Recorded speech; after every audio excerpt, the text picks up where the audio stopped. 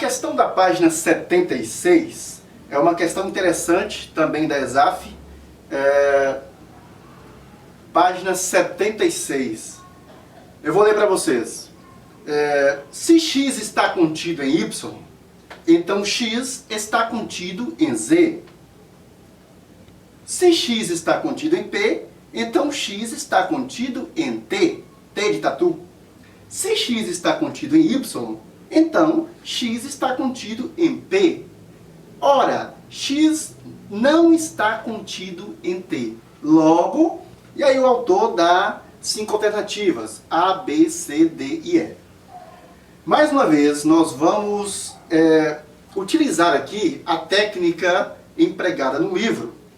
E eu gostaria que vocês prestassem bastante atenção, até porque na questão anterior, da página 58, se não me engano, nós trabalhamos apenas com disjunção, se lembram? Já nesta questão, nós temos, é uma questão também simplificada, porque embora a gente não tenha aqui disjunção, a gente tem aqui em todas elas, eu já até escrevi aqui, em todas elas nós temos condicional, não é isso? Temos condicional. Então, primeira coisa a fazer, você deve relacionar, você relaciona todas as declarações que o autor faz aí. Mas professor, por que o senhor não colocou aí a última proposição? Esta aqui. Ora, x não está contido em t, como eu disse para vocês enquanto corrigia, enquanto mostrava a forma de resolver a questão anterior, eu disse a vocês, olha, este tipo de proposição, as proposições simples, quando elas são introduzidas por palavrinhas, né, como por exemplo, ora, o autor neste caso ele está fazendo uma afirmação numa proposição simples e uma afirmação categórica. Você deve tomá-la como verdadeira. Então nós vamos colocar aqui, inclusive, usar como uma pista. A gente vai trabalhar com questões onde não há pista. Mas nesta questão também, o autor traz uma pista valiosa. Ele diz, ora, x não está contido em t. Vou colocar aqui a pista. Ora, x não está contido em t, t de tatu. Cuidado na sua prova de concurso com esse tipo de questão que trabalha com letras, utilizando essas letras, você pode se confundir. A gente vai fazer uma solução aqui. Quem quiser partir para o lado puramente matemático, poderá também utilizar o sinal de está contido, não está contido, etc. Não se preocupe com isso. Mas a gente, por uma questão didática, a gente vai trabalhar aqui escrevendo mesmo. Claro, na sua prova, se você quer poupar tempo, você pode utilizar os sinais, está contido, não está contido, etc.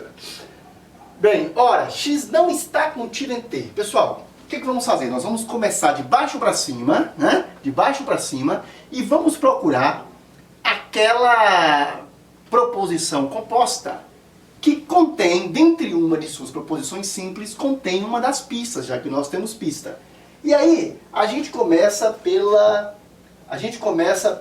última proposição composta. Se x não está contido em y, então x está contido em p. A gente vai de baixo para cima. Né? Eu observo aqui que eu não tenho como encaixar, ou melhor, não tenho como utilizar a pista da qual disponho nesta proposição composta aqui. Porque aqui eu não tenho t, tá vendo? Eu tenho p e tenho y. Logo, eu passo para a próxima. Vamos deixar essa aqui na gaveta, guardadinha para depois. Na segunda proposição composta, eu tenho o quê? Se x está contido em p, então x está contido em t. Ora, o autor está me afirmando categoricamente que x não está contido em t. Então isso aqui eu devo tomar como verdadeiro. Ora, se eu tomo isso aqui como verdadeiro, o contrário será o quê? Exatamente, o contrário será falso. Aí eu tenho aqui, x está contido em p. Desculpe, vamos para 2. Essa aqui nós não temos. Na 2, x está contido em t, t de tatu. Está aqui, ó. Esta segunda proposição simples, x está contido em t, nós vamos tomá-la como falsa. Porque o autor categoricamente afirmou que x não está contido em t. Ora, se x não está contido em t, é uma verdade absoluta que ele me citou, então x está contido em t, a afirmação dessa negação, será o quê? Será falsa, né? Se é verdade que x não está contido em t, então a expressão, a proposição simples, x está contido em t, será falsa. Todos entenderam? Ora, agora nós vamos partir para o segundo passo. Bem, então o primeiro passo foi feito, né? O primeiro passo foi feito. No segundo passo, o que eu vou fazer? Eu vou analisar toda a proposição composta, né? E vou tomá-la como verdadeira. Nesse tipo de questão, a proposição composta, ela será tomada como verdadeira até que se consiga provar o contrário, ou enquanto a questão não disser o contrário. Então, como o autor não disse o contrário, né, e eu ainda não consegui provar o contrário, eu vou entender, não é isso? Eu vou entender que esta proposição composta 2, se x está contido em p, então x está contido em t. Eu vou entender que o todo é verdadeiro. Não custa repetir, né? Eu vou entender que o todo é verdadeiro. E vou provar que ele é verdadeiro, ok? Eu vou sustentar essa tese de que toda proposição composta é verdadeira. E agora, num terceiro passo, né? Após eu entender, eu sustentar que toda proposição composta é verdadeira, aí eu vou fazer a seguinte perguntinha. Façam sempre isso, por favor, nunca deixem de fazer isso mentalmente. Qual é o tipo de conectivo lógico que foi utilizado na proposição composta em questão? Qual é o tipo de conectivo lógico? Aí a resposta é condicional. Mas professor, todas são condicionais, sim, amiguinho. Mas você, no momento de sua prova, você resolve uma condicional, a próxima você acha que é condicional e pode ser uma disjunção exclusiva. Então faça uma perguntinha. Então a resposta é, trata-se de uma condicional. Agora a gente vai se lembrar simplesmente da tabela verdade da condicional. Todos vocês se lembram que uma condicional, ela somente será falsa se a primeira proposição simples for verdadeira e a segunda for falsa. Então, se a primeira proposição simples aqui, x está contido em p, se a primeira for verdadeira, o todo vai ser falso. Por quê? Vamos repetir? Toda condicional, ela somente será falsa se a primeira for verdadeira e a segunda for falsa. Acontece que nós queremos provar a verdade dela. Nós queremos provar que ela é verdadeira. Nós entendemos o todo como verdadeiro.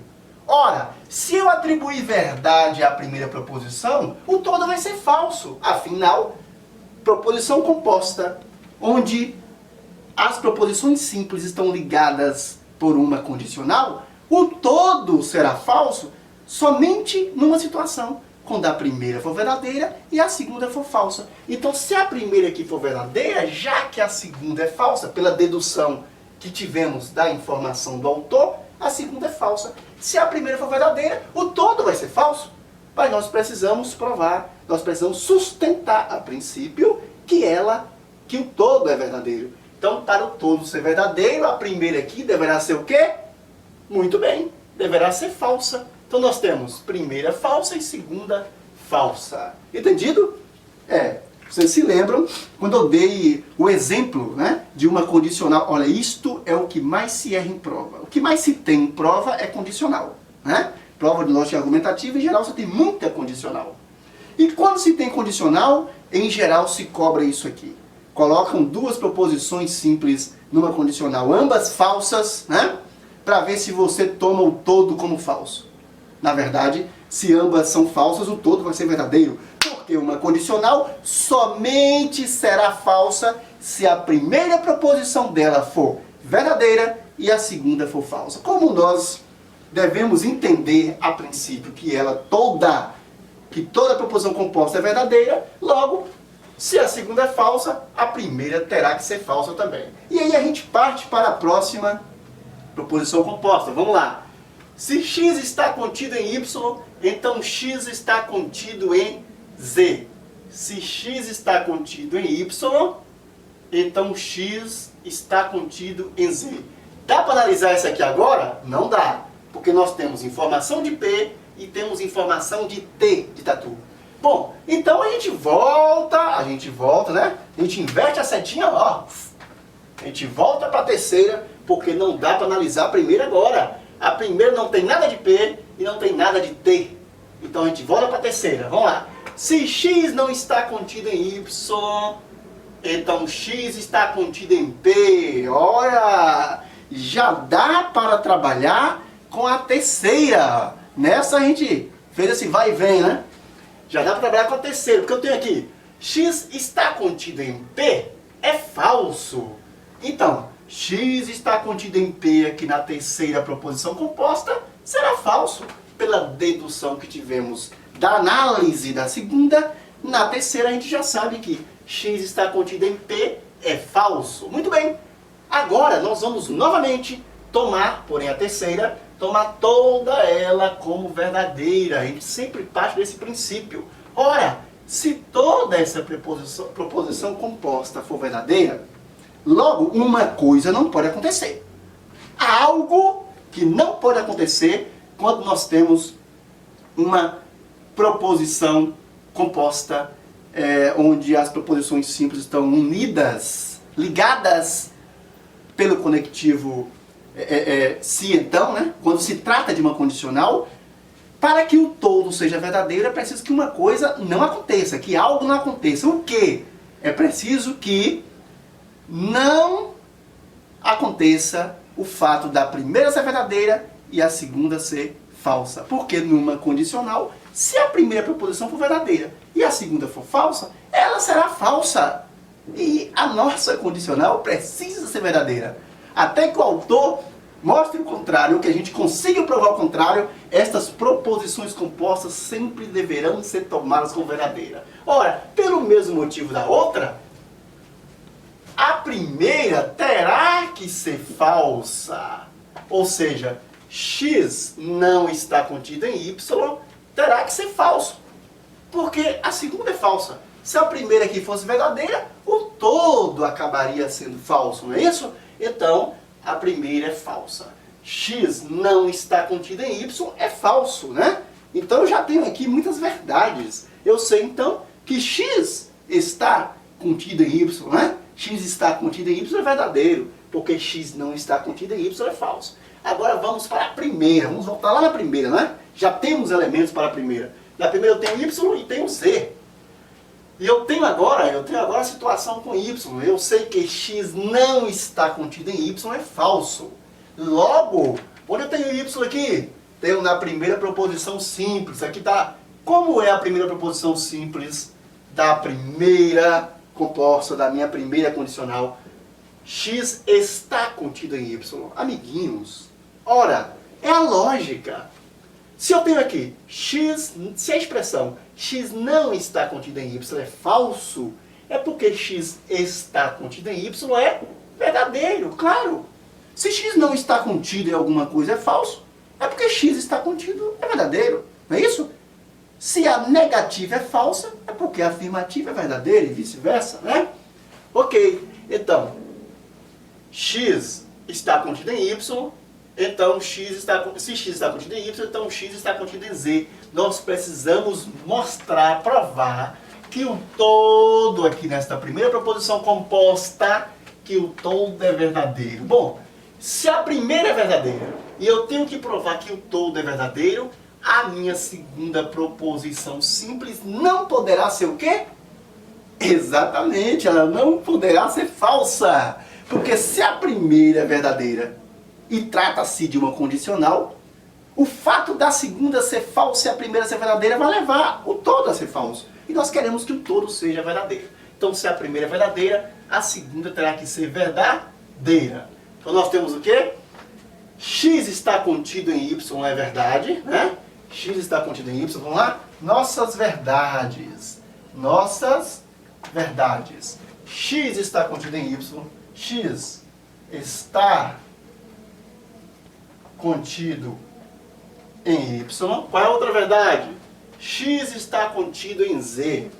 X está contido em Z. E a gente pode deduzir outras verdades também, né? Como eu disse aqui para vocês. Se eu tenho aqui X não está contido em Y, a gente pode dizer X está contido em Y. Essa aqui eu já coloquei. Mas, por exemplo, você tem aqui, ó, X está contido em P é falso. Então, qual é a verdade? X não está contido em P. E assim por diante, né? Mas aqui já dá para responder, Vamos ver quais são as alternativas aí.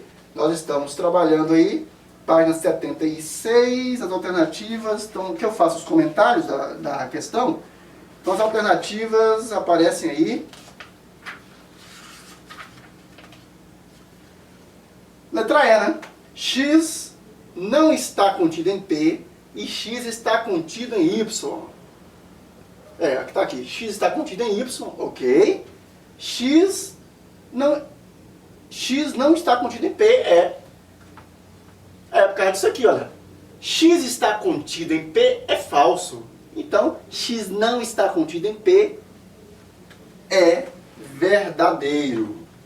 É verdadeiro. Exatamente. A letra E é a resposta correta. Vamos partir para a próxima?